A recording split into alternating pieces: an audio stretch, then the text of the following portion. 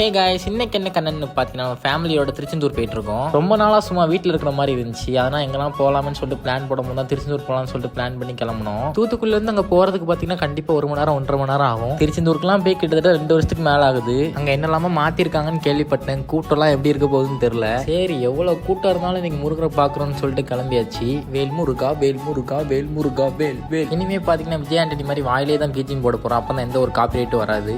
What bro, it's very wrong bro. ஒரு நிமிஷம் அப்படியே வெயிட் பண்ணுங்க. நான் தூத்துக்குடியோட உப்பளம் காட்டுறேன், ஜூம் பண்றேன், தெரியுதா பாருங்க. இது வரைக்கும் நான் எங்க ஊர்ல மட்டும்தான் உப்பளமே பார்த்துருக்கேன். சென்னையில மெரினா பீச் போயிருக்கேன், பட் அந்த சைட்ல எனக்கு உப்பளம்லாம் எங்க இருக்குன்னு தெரியல. எனக்கும் எப்படின்னா உப்பளம் பிசினஸ்லாம் ஸ்டார்ட் பண்ணலாம்னு தோணும், ஆனா எப்படின்னு தான் தெரியாது. எங்க ஊர்ல உப்பு பிரைஸ்லாம் பாத்தீங்கன்னா ரொம்பவே கம்மி. இங்கே வந்து நாங்கள் ஃப்ரீயாலாம் எடுத்துட்டு போயிருக்கோம். உங்க ஊர்லலாம் சால்ட் பிரைஸ் எப்படி போயிட்டு இருக்குன்னு சொல்லிட்டு கமெண்ட்ல சொல்லிட்டு போங்க. எப்படி நம்ம கெட்டப்ப மாசா இருக்கா? நான் ஏன் கரிச்சி கட்டிருக்கணும்னு பாத்தீங்கன்னா காத்தடிச்சு முடிலாம் செம்மையா பறக்குது, அதனால தான் கட்டிருக்கேன். அது மட்டும் இல்லாம என் முடியே எனக்கு கண்ணில் விழுந்து கண்ணு பாத்தீங்கன்னா ரெட் கலர்ல ஆயிடுச்சு. அதனால தான் பார்த்தீங்கன்னா கர்ச்சிஃப் வச்சு கவர் பண்ணேன். ரொம்ப நேரம் டிராவல் பண்ணதால பார்த்தீங்கன்னா சரி டீ அடிக்கலாம்னு சொல்லிட்டு டீ கடைக்கு வந்துட்டோம். ஹைவேல டீ கடை வச்சா கூட கூட்டம் நிறைய தாங்க இருக்கு. டீ மாஸ்டர் தண்ணி 3 டீன்னு சொல்லிட்டு ஆவி பறக்கிறத வீடியோ எடுத்துட்டு இருந்தோம். எங்க இவங்க டீயை லைவா போட்டு தரலைங்க, ஆல்ரெடி டீயை போட்டு வச்சிருக்காங்க. நம்ம நார்மல் டீ கல்லாம் பாலை லைட்டா சூடு பண்ணிட்டு இருப்பாங்க, அப்புறம் டீயை போட்டு தருவாங்க. பட் இவங்க டீயவே ஆல்ரெடி சூடா வச்சுட்டு இருக்காங்க. சரி ரைட்னு சொல்லிட்டு ஃபர்ஸ்ட் டீ அம்மாவுக்கு கொடுத்தாச்சு. எங்க அம்மா பார்த்தீங்கன்னா ஆல்ரெடி சுட வச்ச டீயை ரொம்ப சூடா இருக்குங்கிறாங்க, அதனால திருப்பி போய் ஆத்தி வாங்கிட்டு வந்து கொடுத்தோம். எங்க அம்மாவுக்கு எவ்வளவு பாசம்னு பாத்தீங்களா?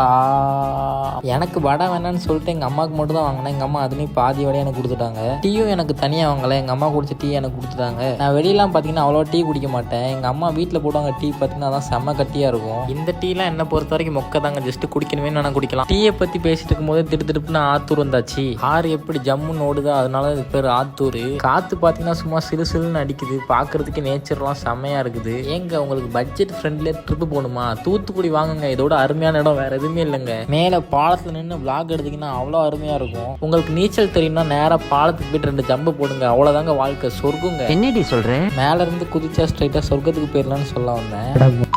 ஒரு வழியா பாத்தீங்கன்னா நம்ம திருச்செந்தூர் கோயில ரீச் ஆயிட்டோம். கோயிலுக்கு போறதுக்கு முன்னாடி இங்கே இவ்வளவு கூட்டம் இருக்கு, உள்ள எப்படி இருக்க போகுதுன்னு தெரியல. இங்க இருந்து கோபுரத்தை ஜூம் பண்ணி பார்க்கும் போதே அவ்வளவு அருமையா இருக்கு. அதை பாக்குறதுக்கு பாத்தீங்கன்னா அவ்வளவு பீஸ்ஃபுல்லா இருக்கு. ஏன் அவ்வளவு பீஸ்ஃபுல்லா இருக்குன்னே தெரியல. கிட்டத்தட்ட மன நிம்மதியா இருக்குன்னு சொல்லலாம். அதனாலதான் எல்லாரும் கோயிலுக்கு போறாங்க போல. நம்ம அம்மா அப்பா கூட சேர்ந்து அப்படியே கோபுரத்தோட ஒரு வீடியோ எடுத்தோம், அருமையா இருந்துச்சு. ஆக்சுவலா நான் அவங்ககிட்ட வீடியோன்னு சொல்லல, அவங்க போட்டோன்னு தான் நினைச்சிட்டு இருந்தாங்க. சரி ரைட்டு கோயிலுக்குள்ள போலான்னு சொல்லிட்டு கிளம்பியாச்சு. கோயிலுக்குள்ள பாத்தீங்கன்னா போன் அலௌடு கிடையாது. கோயிலுக்கு கூட்டமா அப்படியே லைன்ல போவாங்க, அங்க ஸ்டெப்ஸ்ல தான் நிற்கும். அங்க இருந்து அந்த கடற்கரை கேப்சர் பண்ணிட்டு இருக்கோம். இப்போ நம்ம கோயிலுக்குள்ள போயிட்டோம்னா இருட்டானதுக்கு அப்புறம் தான் வருவோம். இருட்டானதுக்கு அப்புறம் இந்த கடற்கரையெல்லாம் கேப்சர் பண்ணவே முடியாது. ஃபுல்லாவே பாத்தீங்கன்னா கூட்டமா மயில் நின்றுட்டு இருந்துச்சு. பாக்குறதுக்கே செம்மையா இருந்துச்சு. அது எப்படி முருகர் கோயில்னாலே ஆட்டோமேட்டிக்கா மயில் வந்துருமா என்ன எனக்கு சரியா தெரியல. பட் பாக்குற இடம் ஃபுல்லாவே மயில் தான் இருக்குது.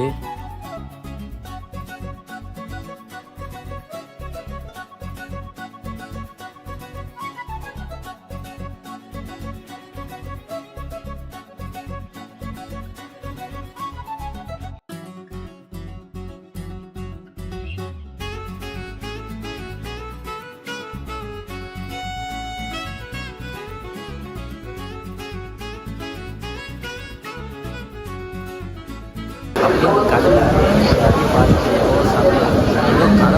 மாதிரி அவ்வளோ டிவியில்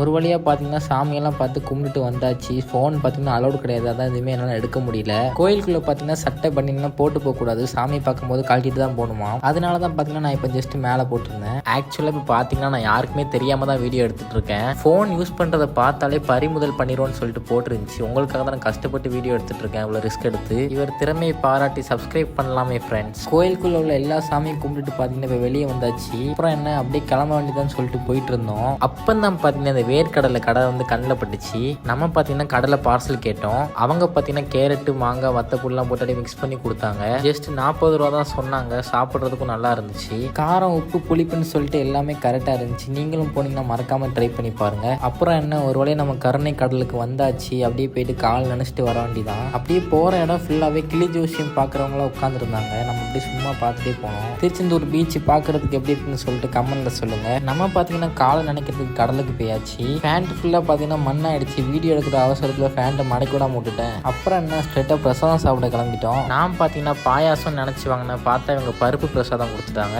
மிளகெல்லாம் போட்டு சுள்ளுன்னு டேஸ்ட்டாக இருந்துச்சு. பக்கத்தில் பார்த்தீங்கன்னா நவராத்திரிக்கு கொழுபொம்மை வச்சுருந்தாங்க. உள்ளக்கே ஃபுல்லாகவே நல்லா இருந்துச்சு பார்க்குறதுக்கு. கொழுபொம்மெல்லாம் பார்த்தீங்கன்னா வரிசையாக சும்மா வச்சுருப்பாங்கன்னு நினச்சேன். பார்த்தா அவங்க வரிசையாக ஒவ்வொரு கதைப்படி நீட்டாக வச்சுருப்பாங்களாம் கொழுபொம்மையை. ஒவ்வொன்றும் பார்த்தீங்கன்னா ஒவ்வொரு ஸ்டோரியை ரீப்ரசென்ட் பண்ணும். சின்ன வயசில் பார்த்தீங்கன்னா எங்கள் ஆச்சி கோயில் கூட்டு போவாங்க. அப்போ ஃபுல்லாக இந்த மாதிரி நிறைய பார்த்துருக்கேன். அவங்களும் பார்த்தீங்கன்னா நிறையா சொல்லுவாங்க. பட் எனக்கு அந்த வயசில் எதுவுமே புரியாது. இப்போ தாங்க தெரியுது செம்மையான ஹோல்சம் டேஸ் எல்லாம் என்ஜாய் பண்ணிட்டு மிஸ் பண்ணிட்டு இருக்கேன்னு. நீங்களும் சான்ஸ் கிடைக்கும் போது எல்லாத்தையும் என்ஜாய் பண்ணிருங்க. எதையுமே மிஸ் பண்ணிடாதீங்க தயவு செஞ்சு. நைட் டைம்ல இந்த கோபுரம் பார்க்கறதுக்கு செம்ம அழகா இருக்குல்ல. அப்படி லைட் எல்லாம் போட்டு அருமையா இருக்கு பார்க்கறதுக்கு. நான் எதுக்கு இந்த வீடியோலாம் எடுத்துன்னு தெரியல, எடுத்துட்டேன் சும்மா பாருங்க. நம்ம பார்த்தீங்கன்னா வீட்டுக்கு கிளம்புற டைம் வந்துருச்சு.